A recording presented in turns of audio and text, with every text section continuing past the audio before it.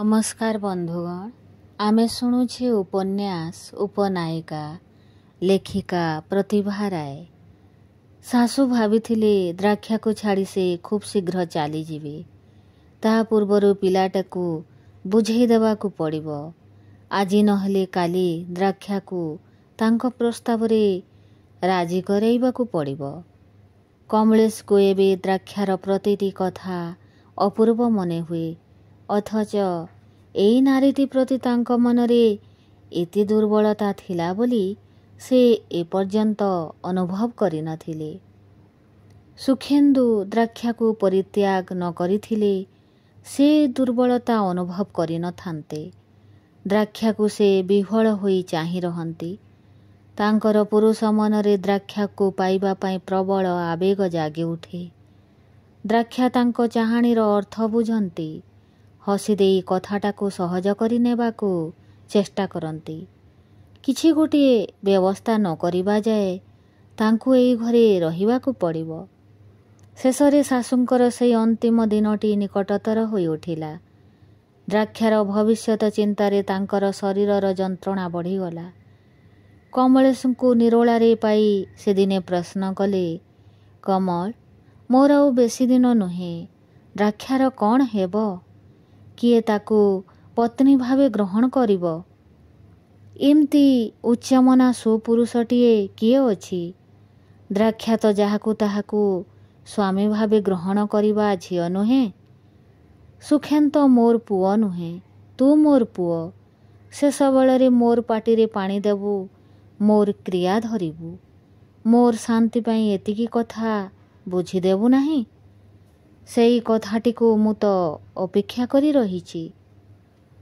कमल अवनत मुखरे मांकर व्याकुल निष्प्रभ दृष्टि सामनारे बसी रही लज्जित भंगीरे कहिले, माँ, आपण मते सबुदिन पुओ भଳି देखि आसिचंती। द्राक्षा आपणकर बहु।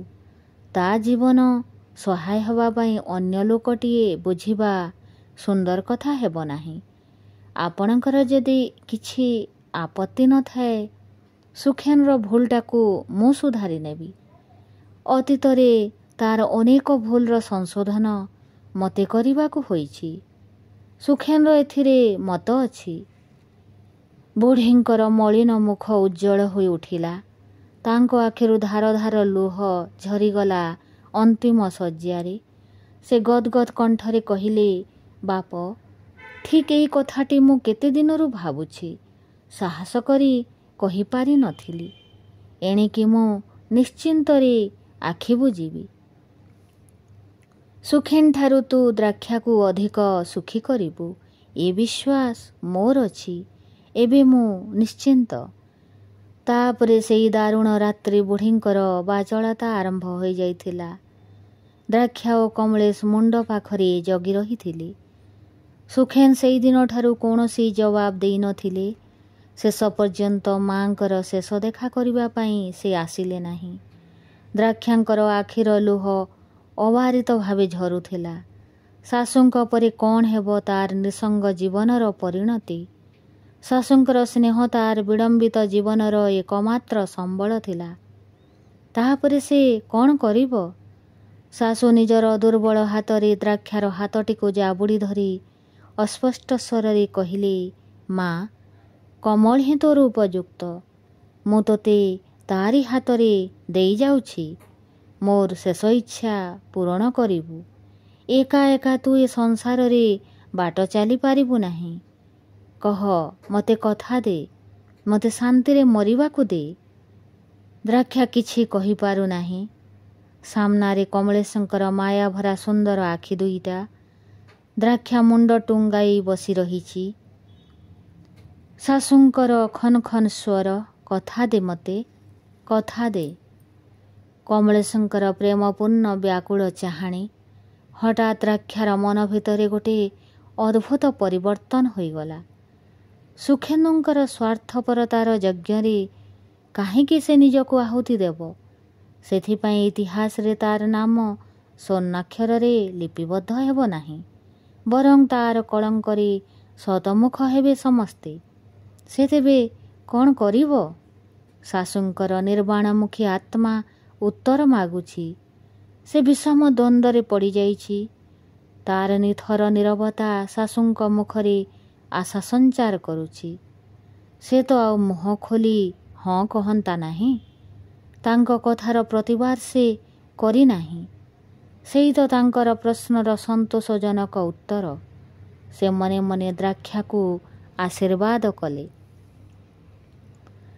ତାପରେ ରାତିର ଶେଷ ପ୍ରହରରେ ଶାଶୁଙ୍କର ଜୀବନ ଦୀପ ନିର୍ବାପିତ ହୋଇଗଲା। ମୃତ୍ୟୁ ପୂର୍ବରୁ ଦ୍ରାକ୍ଷା କମଳ ବୋଲି ବାରମ୍ବାର ଉଚ୍ଚାରଣ କରିଥିଲେ ବି ଠିକ୍ ମୃତ୍ୟୁର ଅବ୍ୟବହିତ ପୂର୍ବରୁ ସୁଖେନ୍ ସୁଖେନ୍ ବୋଲି 2 ଥର କ୍ଷୀଣସ୍ୱର ଶୁଭିଥିଲା। ତାପରେ ସବୁ ଶେଷ। ମାତୃହୃଦୟର ପ୍ରକୃତ ସତ୍ୟ ଅନ୍ତିମ ମୁହୂର୍ତ୍ତରେ ପ୍ରକାଶ ପାଇଯାଇଥିଲା। ଏଥିପାଇଁ ଏକମାତ୍ର ପୁତ୍ର ପାଇଁ ଜନନୀର ହୃଦୟର ସମସ୍ତ ବ୍ୟାକୁଳତାର ଇତି ହୋଇଗଲା। ତାପରେ ମାଙ୍କର ଶେଷକୃତ୍ୟ କାର୍ଯ୍ୟ ନିଜ ପୁଅଟି ଭଳି କମଳେଶ କରିଥିଲେ। ସୁଖେନ୍ ପାଖକୁ ମାଙ୍କର ମୃତ୍ୟୁ ଖବର ଟେଲିଗ୍ରାମ ଦ୍ୱାରା ଜଣାଇ ଦିଆଯାଇଥିଲା। ଉତ୍ତରରେ ସୁଖେନ୍ଦୁ ମାଙ୍କର ଅମର ଆତ୍ମାର ସଦ୍ଗତି କାମନା କରିବା ସଙ୍ଗେ ସଙ୍ଗେ ଶେଷକୃତ୍ୟ ପାଇଁ 5,000 ଟଙ୍କା ମୂଲ୍ୟର ଚେକ୍ ପଠାଇ ଦେଇଥିଲେ। କମଳେଶଙ୍କୁ ଅଶେଷ କୃତଜ୍ଞତା ଜଣାଇଥିଲେ। ଦ୍ରାକ୍ଷାଙ୍କର ନାମ ପର୍ଯ୍ୟନ୍ତ ଉଲ୍ଲେଖ କରିନଥିଲେ। ଦ୍ରାକ୍ଷା ସେଥିପାଇଁ ଅଭିମାନ କରିନଥିଲେ। ବରଂ ସୁଖେନ୍ଦୁଙ୍କ ମନର ଦୁର୍ବଳତାର ସନ୍ଧାନ ପାଇ ତାଙ୍କ ପ୍ରତି ଦୟା ପ୍ରକାଶ କରିଥିଲେ। ମାଙ୍କର ଶେଷ କାର୍ଯ୍ୟ ସୁରୁଖୁରୁରେ ହୋଇଗଲା। ସେଦିନ ସନ୍ଧ୍ୟାରେ ଦ୍ରାକ୍ଷା ନିଜର ସିକ୍ତ କେଶରାଶିକୁ ମୁକୁଳିତ କରି ଛାତ ଉପରେ ବସିଥାଏ। ଆକାଶରେ ଗୋଟିଏ ନିଃସଙ୍ଗ ନକ୍ଷତ୍ର ତାଙ୍କୁ ଚାହିଁ ରହିଥାଏ। ଦ୍ରାକ୍ଷାର ପ୍ରାଣ ନିଜର ନିଃସଙ୍ଗତାରେ ବିଦୀର୍ଣ୍ଣ ହୋଇଗଲା। ମାଙ୍କର ସ୍ନେହସିକ୍ତ ମୁହଁଟି ଭାସି ଉଠିଲା ଆକାଶର ନୀଳିମା ଭେଦି। ଆହା, ସେ ସ୍ନେହ ଆଉ ତାଙ୍କୁ କିଏ ଦେବ? ଦ୍ରାକ୍ଷାର ଆଖିରୁ 2 ଧାର ଅଶ୍ରୁ ଝରି ପଡ଼ିଲା।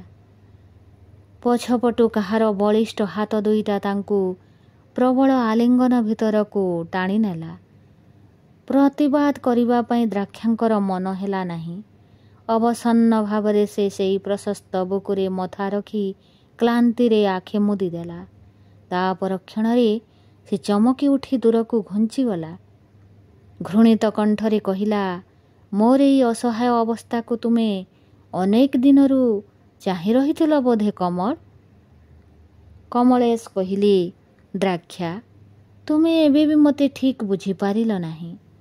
ମୁଁ ତୁମର ସୁଖ ପାଇଁ ପ୍ରାଣ ବିସର୍ଜନ କରିପାରେ। ବିଶ୍ୱାସ କର, ଏ ପ୍ରେମ ମୋର ଛଳନା ନୁହେଁ। ଭାଉଜ ଡାକିବା ବେଳେ ମୁଁ ତୁମକୁ ପ୍ରେମ କରୁନଥିଲି। ଦ୍ରାକ୍ଷା କହିଲା, କମଳ, ମୁଁ ଦିନେ ସୁଖେନ୍ଦୁଙ୍କର ପତ୍ନୀ ଥିଲି। ତାଙ୍କର ଶଯ୍ୟାକୁ ଉତ୍ତପ୍ତ କରୁଥିଲି। ଏ କଥା କ'ଣ ତମ ମନକୁ ବିକ୍ଷତ ବିଭ୍ରାନ୍ତ କରୁନାହିଁ? କମଳେଶ ଦୃଢ଼ କଣ୍ଠରେ କହିଲେ, ଦ୍ରାକ୍ଷା, ମଣିଷର ଏ ଦେହ କ୍ଷଣିକ, ମନ ଶାଶ୍ୱତ। ସୁନ୍ଦର ପବିତ୍ର ମନଟିକୁ ଧାରଣ କରିଥିବା ଦେହ କେବେ ଅପବିତ୍ର ହୋଇପାରେ ନା। ଆଜିକାଲି ସେକ୍ସଟା ଏମିତି ଏକ ମାମୁଲି କଥା ହୋଇଗଲାଣି ଯେ କୌଣସି ଝିଅର ଦେହକୁ ନେଇ ଏତେ ରକ୍ଷଣଶୀଳତା ପ୍ରକାଶ କଲେ ଅନେକ କ୍ଷେତ୍ରରେ ହତାଶ ହେବାକୁ ହେବ। ମୁଁ ତମର ସୁନ୍ଦର ମନଟାକୁ ଭଲ ପାଏ। ତମ ଦେହ ମୋ ପ୍ରେମର ପ୍ରଧାନ ଆକର୍ଷଣ ନୁହେଁ। ତା ହୋଇଥିଲେ ମୁଁ ତମକୁ ପ୍ରଥମ ଦେଖାରୁ ହିଁ ପ୍ରେମ କରିଥାନ୍ତି। ସୁଖେନ୍ଦୁ ଭଳି ପାଷାଣ୍ଡ ହାତରେ ତମେ ଆଦୌ ପଡ଼ିନଥାନ୍ତ।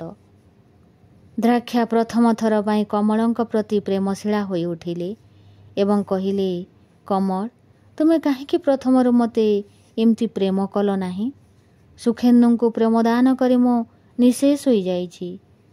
ମୋର ଆଉ ଅବଶିଷ୍ଟ କିଛି ନାହିଁ।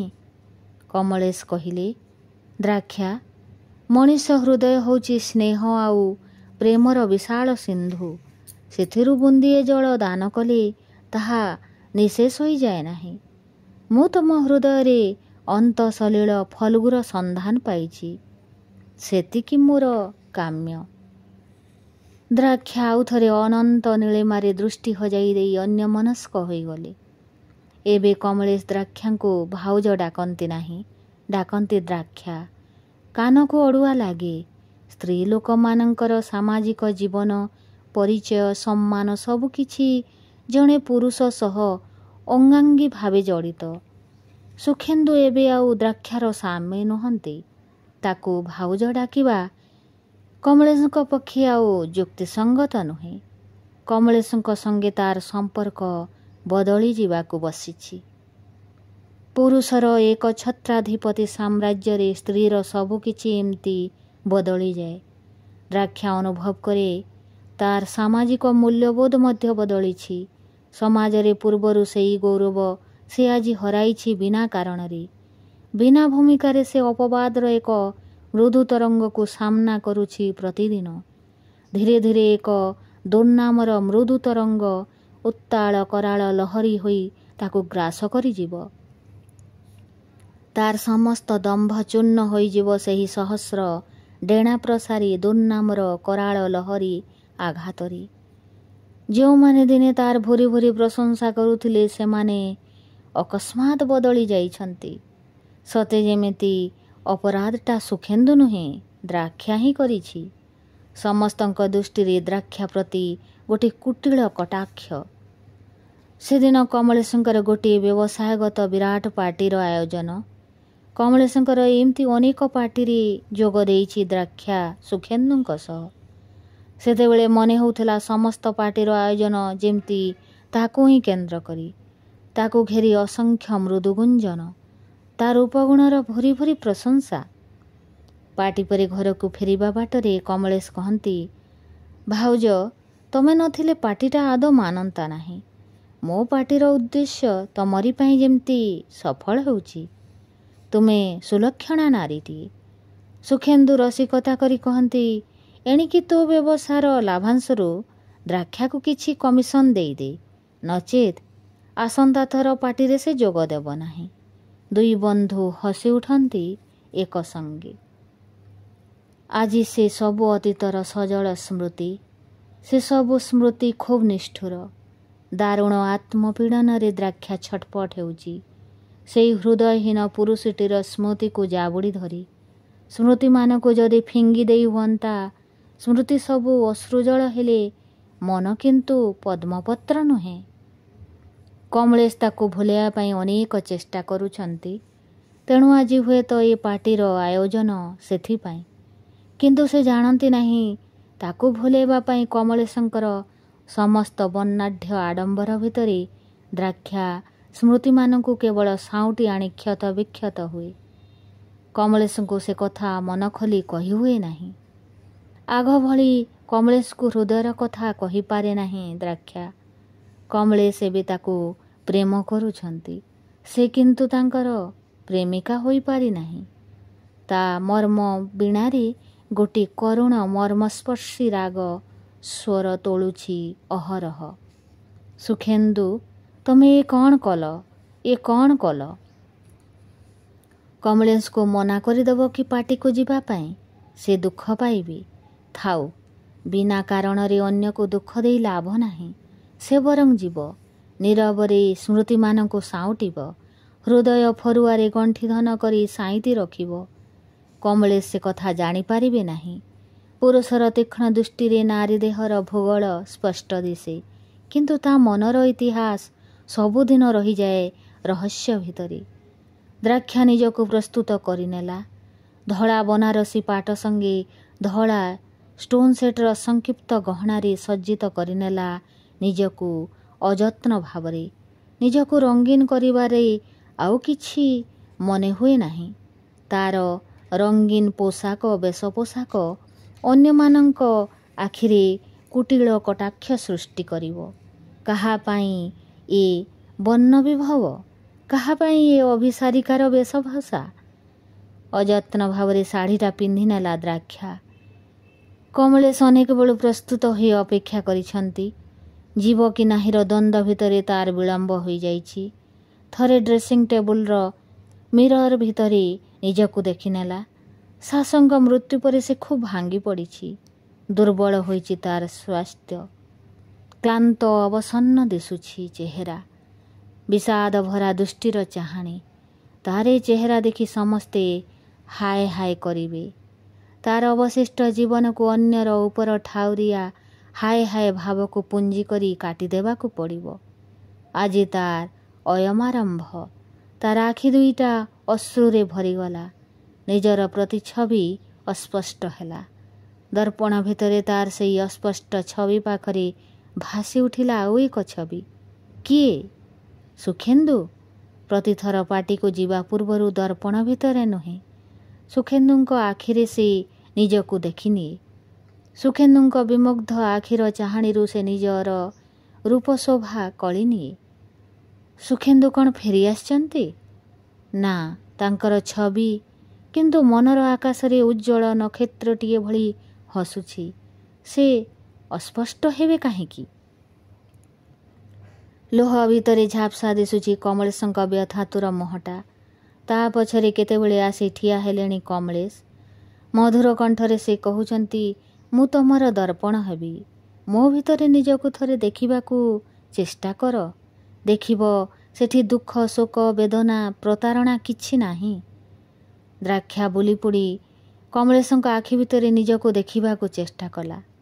ନିଜକୁ ଖୋଜୁ ଖୋଜୁ ସେଠି ସେ ଦେଖିଲା ସୁଖେନ୍ଦୁଙ୍କର ଉଜ୍ଜ୍ୱଳ ହସ ଛବିଟି ଭାସି ଉଠୁଛି। ତା ସ୍ମୃତିର ଛବି ସେଠି ପ୍ରତିଛବି ସୃଷ୍ଟି କରିଛି। ସେ କମଳଙ୍କ କଥାର ଜବାବ ନ ଦେଇ ଚୁପଚାପ ବାହାରି ଯାଇ ଗାଡ଼ିରେ ବସିଲା। ଦ୍ରାକ୍ଷା ଦେଖୁଛି ସବୁଠି ନିଜ ମନର ପ୍ରତିଫଳନ। ପାଟିର ହସ, ଆନନ୍ଦ ଭିତରେ ସେ ନିସ୍ତେଜ ହୋଇ ପଡ଼ୁଛି। ଅର୍କେଷ୍ଟ୍ରାର ଉତ୍ତାଳ ସ୍ୱର କରୁଣ ଶୁଭୁଛି ତାକୁ। ଦ୍ରାକ୍ଷା ଉପରେ ଆଖି ପଡ଼ିଯିବା ମାତ୍ରେ ସମସ୍ତଙ୍କ ଭିତରେ ଗୋଟିଏ ଅସ୍ୱସ୍ତିକର ଗୁମସୁମ ଭାବ। ଦ୍ରାକ୍ଷା ନିଜକୁ ସମସ୍ତଙ୍କ ଭିତରେ ହଜେଇ ଦେଇ ପାରୁନି।